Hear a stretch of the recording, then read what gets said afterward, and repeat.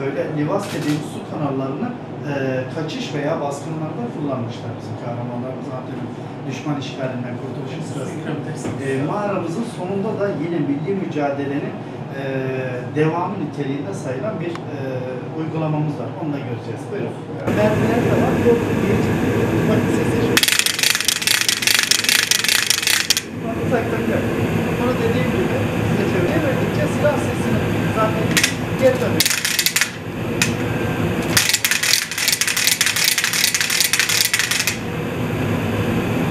Diyorlarmış gibi hislerim benim. Bizim 6317 şey düşmüş burada. Ve şu anki meydanın altında gerçek şehir burasıdır. Hala tedavi edilmişler bu kahramanlarımız.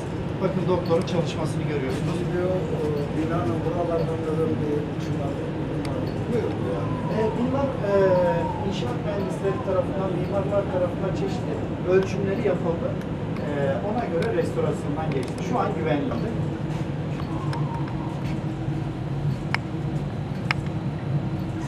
Şehir düşeriz, bu daha iyi diyorlar, devam ediyorlar. Durmak yok, harbe devam diyorlar. Onun canlandırması yapıldı. Buradan Acı Zerdari çekirdeği, onu dövüp ekmek haline getiren teyzeler, neneler, çocuklar, evet, bu şekilde bir canlandırmayla, yani Anadolu'nun her yerinde aynı şeyler yaşanıyor. Buradan yine sahneler devam ediyor. Mağara için kısmına doğru devam edeceğiz.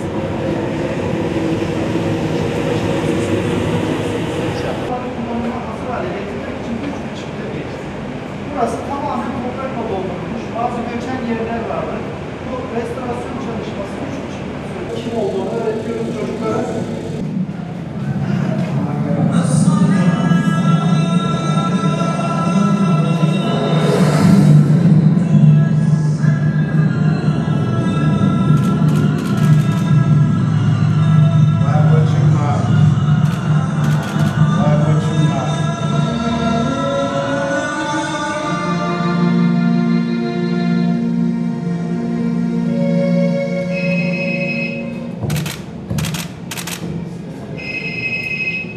Emredin komutanım.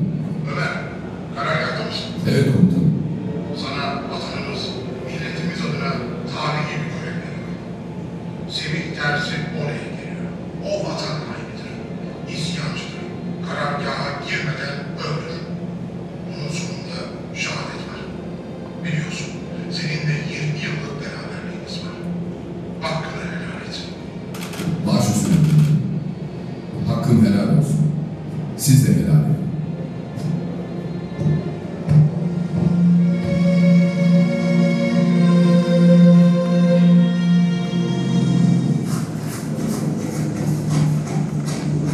Bu karargaha giremezsiniz.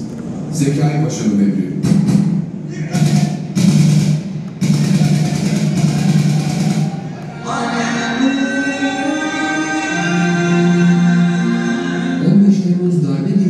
Seyrini değiştiren ve darbeye karşı direnişin temsili haline gelen Ömer Haris'tir.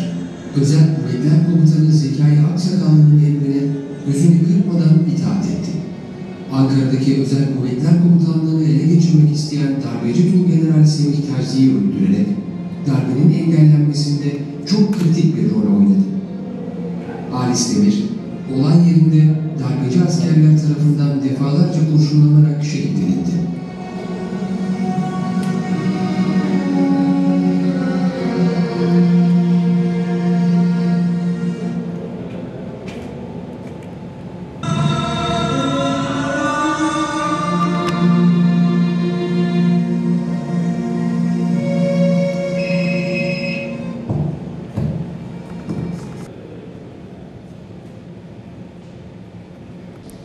Ben çok şok oldum.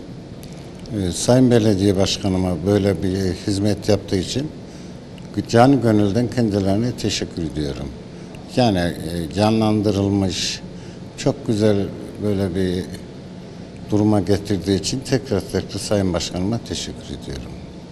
Şimdi gençlerimize ben şöyle bir tavsiyede bulunuyorum.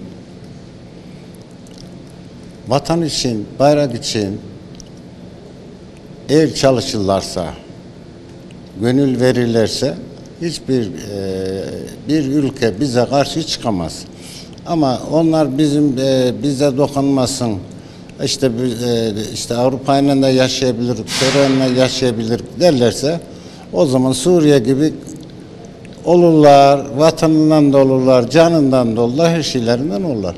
Ama Allah için çalışırlarsa, bu toprak benimdir, çalışırsa hiç kimse bir devlet bize gücü yetmez.